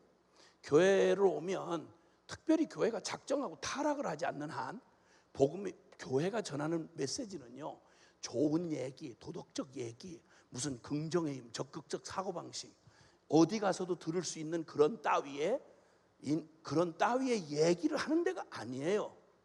성경이 뭐라고 말하느냐? 제가 말한 대로 요한복음 3장 16절 꽉 짜면 그 얘기예요. 복음을 꽉 짜면 이 성경의 핵심, 여기 본질, 그리고 이 성경의 그냥 그대로 엑기스라고 할 수 있는 복음을 가장 줄여서 말한다면 요한복음 3장 16절이에요. 다 같이 시작. 하나님이 세상을 이처럼 사랑하사 독생자를 주셨으니 이는 저를 믿는 자마다 멸망치 않고 영생을 얻게 하려 하심이니라. 아멘. 아멘. 여기 엄청난 주제가 나와요. 하나님이라고 하는 분이 나와요. 하나님. 천지의 모든 대전제, 여러분이 지금 여기 존재하고 계시고 생각하는 이성적 존재라는 사실이, 이 이성적 존재가 우연히 되어졌다? 바위가 풍화작용을 위해서 아메바가 나중에 원숭이가 되고 유인원으로 발전해가지고 결국 그래서 사람이 된다? 그러면 앞으로도 진화는 앞으로 멈추지 않을 거고, 우리가 숫자 노름하면서 장난질해가면서 몇억 년, 몇십만 년이 지나가면 그러면 가서 무슨 꼴이, 그때는 뭐가 될까요? ET가 될까? 이 미치게 같은 이런 저급한 이런 시나리오를 써놓고 나라마다 단군 신화에, 로마 신화에, 그리스 신화에, 여러분 이 모든 신화를 만들어 놓고 정작 하나님이 우리에게 주신 이성을 가지고 우리는 딴 일에는 그렇게 생각 안 해요. 이 예배당이 여기 이렇게 지금 여러분 들어와 계시잖아요. 그러면 대전제가 있어요. 아무도 그런 식으로 묻지 않아요. 이건 지은 사람 없어요. 지은 사람 없이 이건 우연히 생긴 거예요. 어떻게 하다 보면 이거 산자락에 뭐 이렇게 하다 풍화작용해서 이렇게 진화되면 이렇게 이런 건물이 나오는 거예요. 그건 더럽게 미친놈이에요. 그거 집마다 지은이가 있다는 이 대전제, 이걸 도대체 이걸 가지고 시비를 거는 일을 우리 일반적인 일에는 안 해요. 그렇죠? 여러분이 존재한다는 사실은 여러분을 여러분 되게 했던 아버지가 계시고 어머니가 있다고 하는 가장 확실한 최후의 증거가, 다른 증거가 필요한 게 아니라 여러분 자신이 바로 증거라고요. 이 지어진 모든 만물이 대전제를 우리에게 외치고 있는데, 이 모든 만물이 질서정연하게 자연계에 자연 법칙이 존재하고 이게 충돌이 일어나지 않고 계속 이게 일정한 어떤 원칙을 가지고 흘러간다는 말은 이 속에 어떤 법칙이 내재된다는 말이고, 이 법칙을 누군가가 붙들고 있지 않으면 이건 불가능한 거예요. 여러분, 교통법규만 해도요, 여러분 사람이 살다가 제일 무서운 상황이 어떤 상황이냐면 무정부 상태예요. 무정부 상태, 권위가 없는 상황이죠.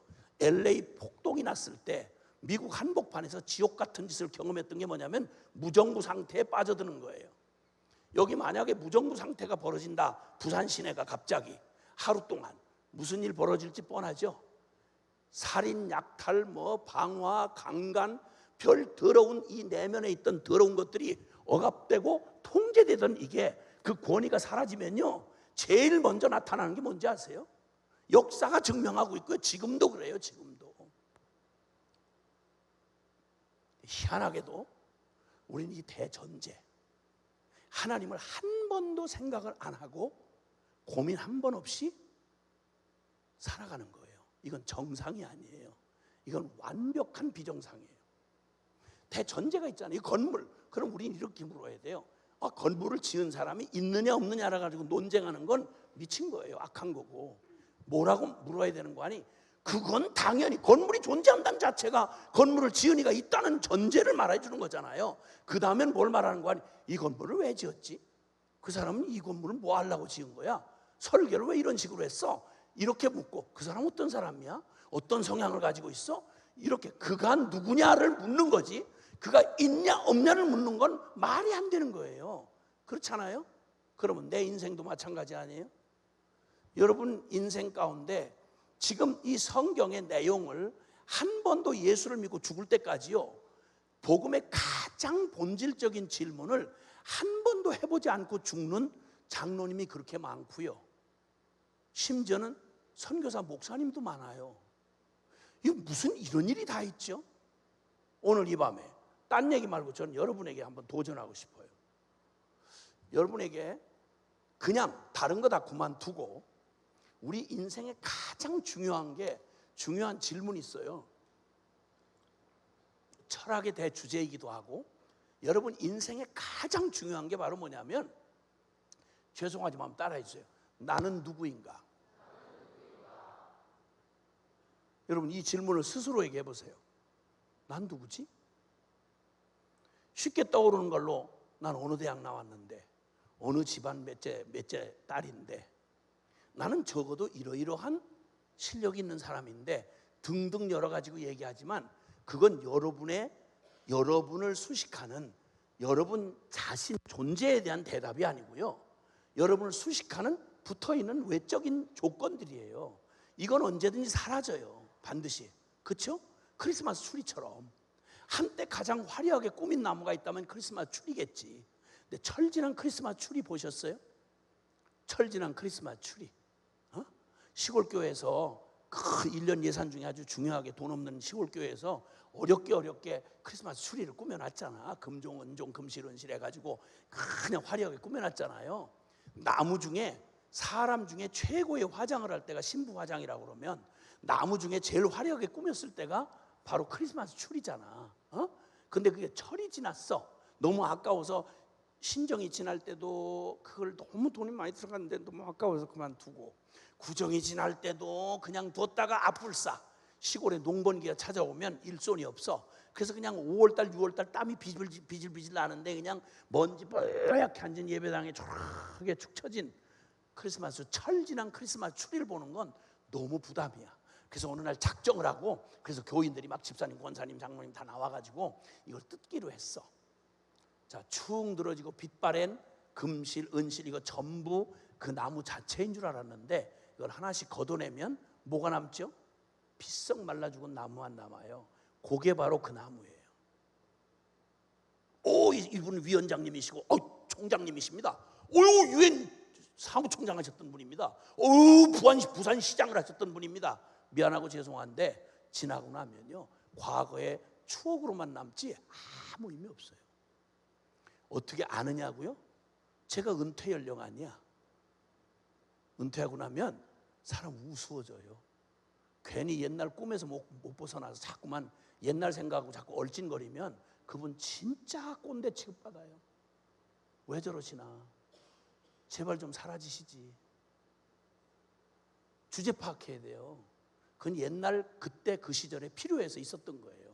직함, 학벌, 여러분의 외모. 여러분 외모 다 해봐야 저보고 웃지 마세요. 제가 처음부터 그럴 수가 있겠어요? 제가 처음부터 이렇겠어? 주여. 나도 여러분 못지않게 머리숱이 얼마나 많았는지 난 면도를 할 때 여기까지 했어요. 여기 앞머리까지. 이 이마가 좋아 보인다고, 산의 놈이 속이 좁아 보인다고 옛날에 그런 말이 있었거든. 그래서 면도할 때 여기까지 하느라고 얼마나 수고를 했는지 몰라. 나는 예수님 믿고 나니까, 사랑하더라, 너무 그렇게 수고하지 말아라, 여기를 쓰다듬어 주시는 바람에 그냥 얼마나, 지금 뭐 바람 불어도 괜찮아요, 비가 와도 괜찮아요, 뭐 샴푸값 올라가도 괜찮아요. 난 이렇게 편할 줄 몰랐어. 어떤 사람이 날 보고 가발 씌워주려고 막 이래. 미쳤어. 이게 얼마나 편한 줄 아세요? 시간이 얼마나 절약되는지 알아? 세수할 때 조금만 올리면 그냥 머리 감은 거야. 그냥 비 오는 게 무슨 상관이야. 비 오는 게. 여러분 머리 좀 관심 두고 있는 사람들 비 맞기 쉽지 않죠? 그렇죠? 자매님들 여기다 뽕 세웠던 거 이거 푹 주저앉아 버리면 얼마나 어려운지 내가 요즘에 깨닫고 있다고, 우리 마누라 보고. 주여, 난 그래서 왜 자매들이 여기다 이렇게 아침에 나오는데 이게 뭘 이렇게 이마에다 하나씩 이렇게 달고 나온다. 나 이게 무슨 일인가. 나 깜짝 놀라서 뭐 대법관인지 누구도 뭐 나오면서 이래가지고 어디가 무슨 쇼를 졌다고 저급하게 하나 막 아니 집구석에서 할 일을 왜 거기다 대법관 이런 사람이 이러고 나오고 난리야. 뭐 이런 생각을 했는데 이제는 알겠더라고. 이게 머리 있는 사람들의 고난과 그 걱정이 얼마나 많은지. 나는 전혀 영향을 안 받아 이런 자유를 누려요. 주여, 무슨 얘기하다가 내 이거까지 갔어. 여러분 외모, 젊음 여러분 근육 만들고 이렇게 한참 하세요. 괜찮아. 잠깐이니까. 근데 그거 꿈에서 깰 날이 얼마 안 남았어. 얼마 안 남았어. 여러분 외모에 너무 신경 쓰지 말어. 그렇게 신경 쓰지 말고 나이 40만 되면 불혹의 나이가 와. 불혹의 나이라고 그러는데 유혹 받을 것도 없고 유혹 줄 것도 없단 말이야. 그놈이 그놈이고 그놈이 그놈이다. 그래서 인물의 평준화가 일어난다. 나이 40이면 나이 50이면 여러분 학벌의 평준화가 일어나. 대학 나오면 어디 좋은 대학 나오고 좀 멋진 학위증 가지면 인생이 저절로 풀린 줄 아시죠? 죄송합니다. 미안해. 혹시 요즘에 영상 본 적 있나 몰라. 저 고대 중앙도서관에 거기서 노숙하시다가 지금은 돌아가셨는지 모르겠는데 고대 아주 최고의 아주 진짜 실력 있고 대단했던 자매님 한 분이 있었어. 미국 유학 가서 유명 명문대학에서도 지금도 인정할 만큼. 근데 뭐가 마음대로 풀리질 않았어. 그 꿈을 못 깨고 계속 아니 그냥 어디 가서 뭐 자기 위치 낮춰서 하면 얼마든지 할 텐데 그 꿈을 못 버리고 계속 거기서 노숙하면서 노숙을 20년이나 고대 중앙 도서관 거기서 같은 자리에 앉아서 20년이나 그러다 나중에 완전히 영양실조가 돼가지고 거의 쓰러져서 이렇게 불쌍하게 된 분을 누가 안타까워서 그걸 영상을 올렸더라고. 다큐멘터리를 해서. 한국에서 고대 나오고 고대에서 그렇게 인정받을 만큼 그리고 외국에서 박사학위까지 한 당대 여자분이 지금 아마 60이 좀 넘었을 거예요. 이게 인생이에요. 죄송한데. 그리고 여러분 굉장히 많은 꿈을 가지고 그렇게 계시지만 다른 건 다 그만두고요. 외모만 해도 신경 너무 쓰지 마셔. 여러분 우리 자매님들은 나의 앞으로 20년 후가 어떻게 될까? 그걸 상상하고 그리고 막 이러지 마세요. 그냥 집에 가서 여러분 엄마만 쳐다봐. 그러면 그게 여러분의 미래 20년 후에 아주 정확하게 여러분 모습이야. 그 형제들 막 못 만들고 막 이렇게 이러면서 막 너무 그러지 마. 그리고 여러분의 20년 후를 그릴 것도 없어. 그냥 그 정말 그 불쌍한 아저씨 있잖아. 집에 가면 그 아저씨 보면 그게 바로 여러분의 미래 20년 후에 여러분이 될 모습이야. 난 이런 얘기하면 너무 통쾌해. 뭐 꿈이 어떻고 뭐가 어떻고 뭐 젊음이 어떻고 아이고 노네 놀아 아이고. 그리고 미안하지만 여러분 이제 시집장가 가잖아. 형제들 군대 갔다 오면 벌써 나이 25 넘어. 복학하고 나오면 27쯤 된단 말이야. 옆에서 그냥 안 둬. 빨리 결혼하라 그런다고. 그래서 결혼하잖아요. 아무리 조심을 해도 애가 생긴다고.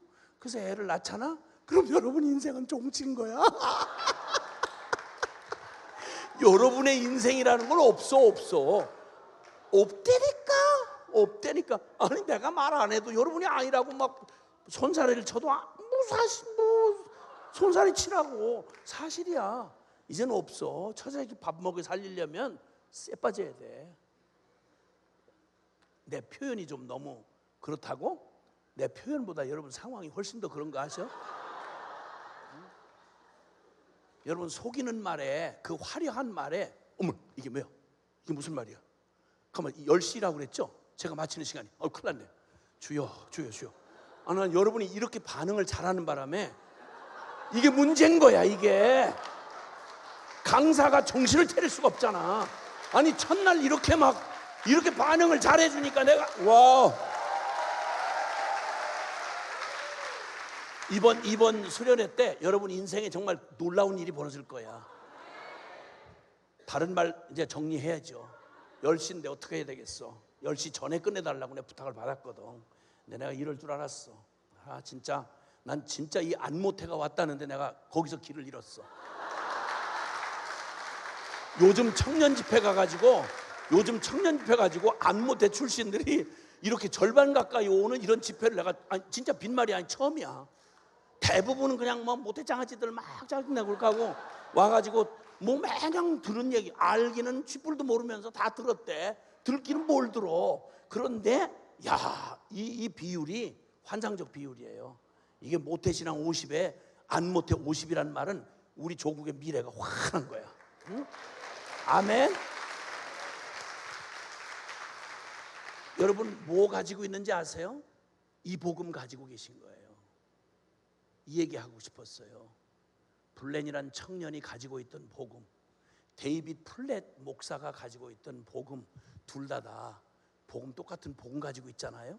인간으로 보면 하늘 땅 차이였어. 그런데 데이비 플랫 목사가 한 말처럼 부끄러운 거예요. 이 믿음이 부끄러운 거예요. 이 믿음이. 블렌이란 청년의 믿음. 이런 전 분명히 알아요. 이 복음을 가졌다는 게 무슨 의미인지를 여러분 이제 수련회 내내 들으실 거예요. 여기 이 복음만을 가지고 있던 사도 바울은 그의 고백은 다른 거 없어요. 갈라디아서 6장 14절에 보면 그러나 내게는 이 그리스도 예수의 십자가 외에는 결코 자랑할 것이 없다. 왜? 세상이 나에 대하여 십자가에 못 박히고 나도 또한 세상에 대하여 그러하니라. 여러분, 십자가 하나님이 세상을 이처럼 사랑하사 독생자를 주시기까지 날 사랑하셔서 그 복음을 믿은 하나님 없는 인생에서 하나님이 전부가 된 인생으로 바뀌는 순간, 여러분 이제 저와 여러분은 내 인생이 아니고요, 하나님 손에 붙들린 인생이 되면 세상을 변화시키는 복음의 증인이 되는 거예요. 그럼 그 복음의 능력을 여러분의 순종을 통해서 여러분 대단하고 비상한 어떤 비전이나 실력이 아니라 오직 믿는 믿음 가지고 순종하면 세상이 여러분을 통해 여러분의 질그릇을 보는 게 아니라 질그릇 같은 여러분 안에 있는 이 복음 대신 그리스도를 보게 된다 이 말이에요. 그러면 그 복음이 한 사람의 생애를 바꿔놓을 뿐만 아니라 저를 바꿔놓으신 하나님이 나 아무것도 없고 겸손이 아니라 전 망한 술집 아들이에요. 자살도 성공을 못한, 자살에도 실패한 놈이에요. 20세 때 자학증에 시달리던 그 불쌍한 그 망한 술집 아들은 제가 어떻게 하면 이 인생, 재수없는 인생 끝나나, 내 인생에 이게 풀리질 않는 거예요.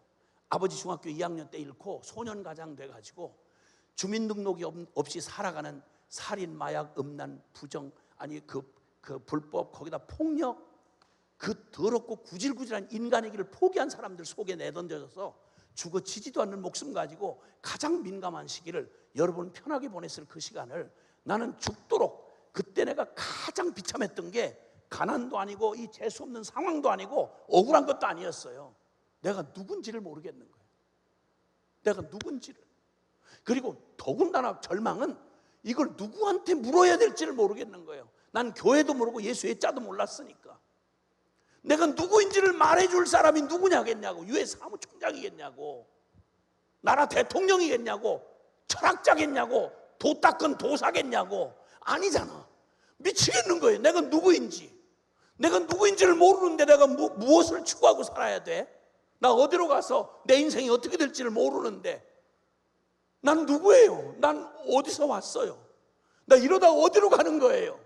만약 인생에 먹고 마시고 시집가고 장가고 사는 게 나라면 우리 아버지 성공한 사람인데, 아버지의 죽음이 저 중학교 2학년 때 인생의 회의를 느끼고 번 돈 다 어디다 버렸는지 모르게 거의 자포자기 수준으로 인생을 포기하기 시작하더니 벽제 화장터에 뼈가루 한 점 남긴 화장터에 제로 남으셨어요. 그 으슬으슬하던 그때 교복 입고 아버지 유골함에다가 뼈가루 담고, 내가 만약 성공한다면 이 아버지 꼴 될 텐데, 성공한 술집 사장 될 텐데, 그리고 그 끝은 이렇게 될 텐데, 이런 인생을 살려고 이 짓들 하는 거야? 이런 인생 살으라고 이렇게 속이는 거야? 이 세상이 도대체 뭐야? 인간은 왜 이렇게 된 거야? 왜 세상에는 행복을 꿈꾸는데 악과 고통이 떠나질 않고 인류는 이렇게 헷갈리고 가야 되는 거야? 모든 인생이 다 죽어야 되는 거야. 생로병사 때문에 석가모니가 됐잖아. 그 고민 때문에. 왜 사람은 낳는데 죽으려고 낳느냐는 말이야. 왜 죽느냐고, 왜 늙느냐고, 왜 비참하게 되느냐고, 병드냐고, 이 인생을 어떻게 해답을 얻어야 되느냐고. 웃자고 한 말이 아니라 여러분 슬픈 얘기예요. 여러분 슬픈 자화상. 대학 나오면 여러분 기다리고 있는 세상은 여러분 그냥 안 둬요. 그리고 여러분 좀 쓸만할 때 사람들이 막 이렇게 저렇게 말하지, 여러분 쓸모 없어지고 여러분 폐품처럼 되면 인생처럼 비참한 게 없어요. 세상처럼 가혹한 게 없어요. 여러분 무서운 세상이에요. 여기에 무슨 희망을 말하겠어요? 무슨 철학 나부랭이를 얘기하겠냐고. 뭔 거짓된 희망을, 종교 따위를 말하겠냐고. 만약에 대전제가 무너지면, 하나님 없다면 우리는 뭐 하는 거냐고. 그러다가 주님이 요한복음 3장 16절로 나를 만나 주셨어요. 나를 억지로 예배당으로 끌고 와서 요한복음 3장 16절을 말하는 이상한 집단 속에 끼어 앉아서, 처음에는 조롱하고 뒤에서 믿어지질 않아서 그다 설명할 수 없는 요한복음 3장 16절로 하나님이 나한테 한 말은 내가 널 사랑한다. 두 번째는 넌 망한 재수없는 망한 술집 아들 놈이 아니고 내가 너를 대신해서 내 아들의 생명을 줄 만큼 넌 소중한 놈이다. 충격도 그런 충격이 없었어요. 내가 잃어버렸던 대전제를 하나님이라는 분이 계시구나. 그 하나님이 나를 기억해, 그리고 나를 위해서 말도 안 되는 나를 사랑해서 아들을 대신 주어. 이게 믿어지던 날 저는 그때 70년 초였는데 그때 뒤집어져 가지고 그때 미쳐서 나는 아무것도 없어요. 오직 그 복음만 있어요. 요한복음 3장 16절. 근데 제가 먹고 사는 얘기가 어차피 죽을 건데 먹고 사는 문제가 아니라요, 저를 만난 수많은 젊은이들이 뒤집어졌어요. 인생을 바꿨어요. 자살하려던 놈이 상명 살리는 사람이 되고, 조폭이 바뀌어서 목사가 되고, 그리고 그 형편없이 구질구질한 그 인생을 살던 사람들이 지금 전 세계를 바꾸는 수를 제가 다 어떻게 알 수 없어요. 난 복음만 가지고 살았어요. 내 자식 전부 태어나는 쪽쪽 다 선교사로 바쳤어요. 지금 선교사 5명 다 선교사예요. 그리고 저도 똑같이 무소유고, 그리고 복음만 문자 그대로, 더 다른 거 붙일 것 없이 사골세 방 한 칸도 내 돈은 없어요. 저와 같이 사는 이 종신을 헌신하고 무소유로 살고 급여가 없고 오직 하나님 나라의 부흥과 선교 완성을 위해서 열방의 모든 예수 교회가 주님 불낸 청년처럼 예수님 말씀한 대로 회복될 걸 믿는 믿음으로 자기 생애를 드린 수백 명과 함께 같이 평생 종신으로 급여도 없이 내일도 없이, 그러나 하나님이면 충분한 이 복음으로 살아가는 공동체가 지금 전 세계와 이 국내에 있어요. 그리고 오늘 저는 그 증인이 돼서 여러분에게 왔어요. 두 가지 질문해 보세요. 나는 누구인가? 그리고 만약 내가 누구인지를 알게 되면 나를 정말 이 비참한 존재에서 나를 구원해 줄 진짜 구원자는 누구인가? 왜 십자가여야 되는가? 이 두 가지 질문을 여러분 생애에 집중적으로 이 성경이 대답하는 이 질문 앞에 여러분이 부딪히면 누구도 막을 수 없도록 여기 불낸 청년처럼 뒤집어 놓아요. 그리고 우리를 삶에서 영광스러운 그날을 보게 될 거예요. 할렐루야. 우리 두 손 한번 높이 들어봅시다. 한번 주님을 향해서 처음으로 한번 내 생애에, 처음으로 내 생애에, 여러분 일생일대에 데이빗 블렌 목사님이 충격을 받으며 블렌 청년의 그 순수한 믿음 앞에 처음으로 부딪혀 섰던 것처럼 난 누구지? 여러분 두 손을 들면서 여러분을 수식하고 있던, 여러분이 붙들고 있던, 의미를 부여했던 거 다 지나가면 아무것도 아니에요. 내 거는 나라고 말할 게 아무것도 없어요. 그럼 나는 이 모든 게 사라지고 난 뒤에 나는 누구지? 난 누구지? 여러분 이 해답을 누가 해주겠냐고. 부모도 못 해줘요. 여러분을 사랑해서 여러분을 디자인하고 여러분을 지으신, 여러분을 창조하신, 하나님의 형상으로 지으신 하나님밖에는 내가 누구인지를 대답해 줄 분이 없어요. 그리고 내가 왜 그 하나님의 영원한 사랑을 받는데 나는 이렇게 결핍과 이 비극적이고 비참한 죄인으로 있어야 하는가? 이때 반드시 따라오는 두 가지 질문이 있어요. 누가 나를 이 기가 막힌 운명에서 구원해 줄 수 있는가? 무엇이 나를 구원해 줄 수 있는가? 그래서 우리는 진정 십자가의 죽음과 부활을 통해 우리를 구원하러 오신 예수 그리스도만이 나의 주님이라는 사실을 알게 돼요.